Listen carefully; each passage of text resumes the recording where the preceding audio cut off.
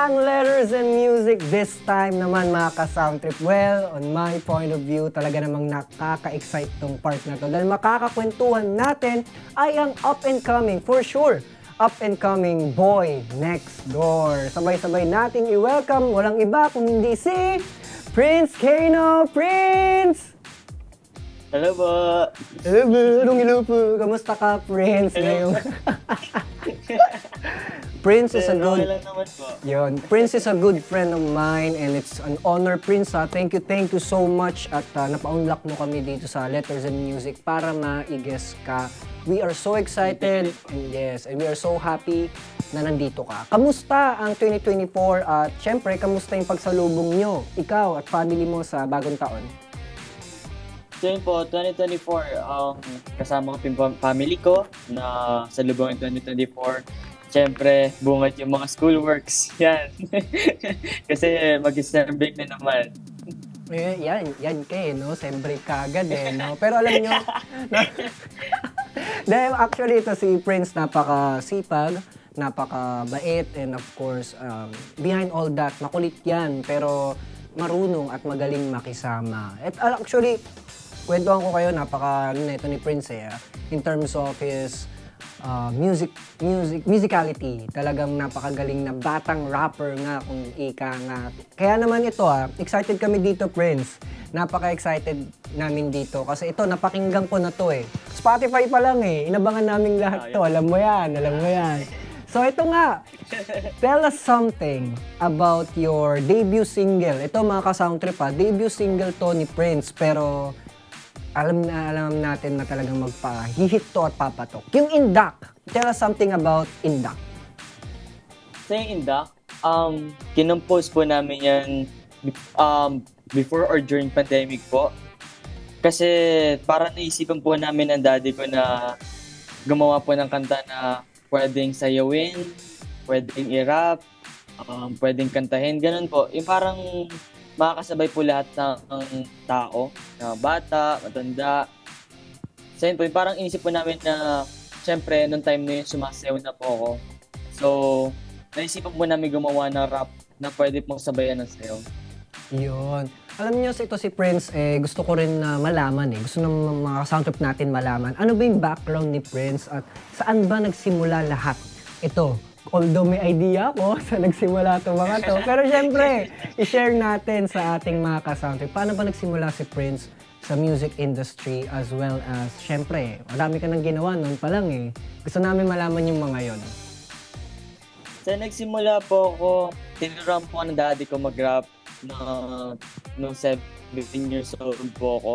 Parang 2017 po ata yun. Ayun. Nag-start po ako ng parang, may maliit po na recording studio yung daddy ko. So, palagi po nasa tabi niya pag may nag-record. And yung daddy ko po nagugulat na parang nakakabisado ko na po yung mga kanta na mga nag-record sa daddy ko. And then, sabi niya sa akin, tinanong niya po ako kung gusto ko mag-rap. Tapos, sabi ko po, oo naman po. Talagang matagal ko na pong gusto sabihin sa kanya na gusto ko po matuto mag-rap. So, yun, tinuruan niya po ako. Tapos, pinarinig niya po sa akin yung mga kanta niya. Mga kanta ng mga idol niya. Kasi parang nagkaroon din po ng inspiration para matuto po mag-rap. Yun. And actually, for your information lang mga ka-soundtrack we are both part of a family, yung aming artist circle family. Kaya gusto namin i-shoutout first ang aming nanay Rams David, nag-iisang Rams David. Hi, Nay. Shoutout po sa inyo. And ako, personally, thank you for supporting us and si Prince dito sa aming ginagawa. And sana po, itong ginagawa namin patuloy pa rin po ninyong suportahan. Well, Prince, ano ang malulook forward namin ngayon sa inyo, sa'yo, ngayong panibagong taon? Yan na. Ngayong panibagong taon, syempre, abangan din natin yung mga vlogs ko, syempre. And this 2024, syempre, gusto kong magparinig pa rin ng mga bagong kanta sa mga tao under Star Music. So yun, supportahan nyo ko sa mga susunod nating event. Yun, chat-chat na lang tayo, no, Prince? Chat-chat na lang. Thank you so much. Pero, eto syempre, even though nagsisimula ka pa sa music industry at ngayon nga, may debut single ka na. Meron ka bang dream collaborations? Sino-sino sila? Collaboration. Siyempre, si Kuya RM na agad yan. De, joke lang. Sino-sino sila, Prince? Siyempre, sa mga rapper, talagang simula po nung unang-una pa, gusto ko po talagang maka-collab ganun. Izimil or Shatito. Wow. And sa P-pop naman, siyempre, yan na natin, taasan na natin talaga. SB19. Why not? Why not? Alam mo, Prince, ito isa sa mga trivia lang. Nagsimula ang guesting or pinakaunang guesting ng SB19 nung nagsa-start pa lang sila. Hulaan nyo, letters and music. Kaya naman ang SB19 is very, dito. Kaya naman, Prince, thank you so much at alam namin, makakailera mo sila kasi nandito ka ngayon sa Letters and Music. Dahil totoo yun, nung nagsisimula ang SB19 nung as in talaga, dito ang pinakauna nilang guesting. And hindi malabo at hindi malayo na ikaw, Prince. Siyempre, suportado ka namin, kaming family mo, sa ACE and of course, siyempre ang ating mga ka-sound trip and chill. Maraming salamat. Now, Prince, it's time for your... Yes, the pleasure is all ours. Ano yung mga gusto mo ngayon in terms of promotion na? Sabihin mo na lahat ng gusto mong i-shoutout and promote mo na ang sarili mo, lahat. Tapos shoutout natin si Migs, ha? Pagka natin si Migs. Joke lang, go! Go! So yun guys, mga sound trip, it's Prince Kino. Please support my new single debut in DAC sa lahat ng digital stream platforms. Siyempre sa lahat ng social medias ko. Prince Kino _ or Prince Kino Official. And syempre, supportahan nyo din po ang aking vlogs sa YouTube, Prince Kino, Prince Diaries. And thank you so much sa lahat ng support, Royals, Star Music, syempre Artist Circle, Ikemix, and KRM. Thank you so much. Thank you so much. Lesson Music, thank you so much. Ay, may nag-chat sa akin ngayon lang. Sabi niya gusto niya magpa-shoutout sa'yo. Kung okay lang naman, Prince, ha? Si Irish Claire Jimenez. Pa-shoutout naman si Irish Claire. Kung okay lang. Hello, Irish Claire. Palagi mag-ingat. Hope to see you soon. Yes, hope to see you very soon. Well, maraming salamat, Prince. Alam nyo, mas nakakatuwa pag behind the camera pag nag-uusap kami niyan kapag nagkwentuhan at nagkukulitan kami niyan. Well, magkikita naman kami, malapit-lapit na. Kaya naman maraming salamat, Prince. And sana sa mga susunod mo pang mga singles, mapagbigyan mo kami here on Letters and Music para makausap ka namin at makakwentuhan. And for sure, kapag sa mga susunod pa, isang grupo na yung kasama mo doon at kilala natin kung sino yon, di ba? Siyempre, ito...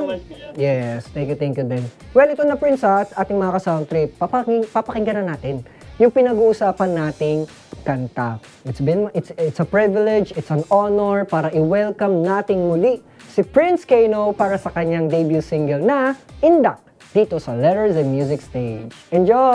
Pinilit ko, Prince. Pinilit kong kantahin. Sige sigaw.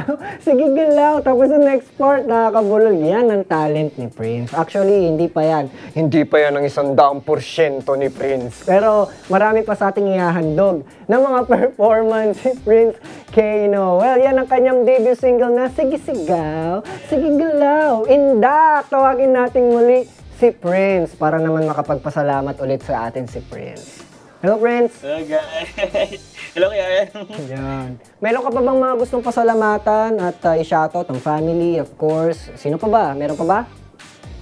So guys, thank you, my Royals, Fandom, family, Mama.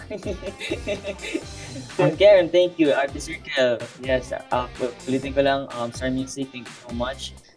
Ulitin ko lang din po ulit. Stream niyo po yung Indak, my debut single. So guys, thank you so much for having me here po.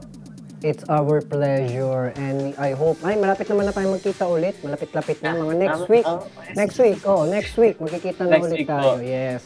And thank you kay tita na ever supportive lagi kay Prince, hindi ka iniwan kahit saan. And thank you so much sa iyo, Prince. Ngayon naman mga ka-Sound Trip, huwag kalimutang i-follow ang ating mga Facebook pages. Thank you so much, Prince. Thank you so much. Thank you so much po. Love.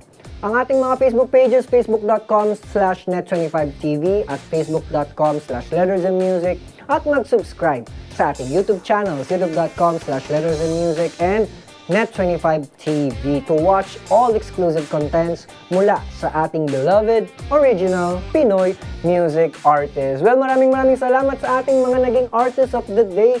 Ngayon, yan ay sina Mika Caldito, Kin Reyes, at ang ating nakakwentuhan ngayong hapon na si Prince K. Noel. Hindi talaga. Kuya Plin, sorry. Nasa talagang nilaban ng ating Madam Gracious Gracie.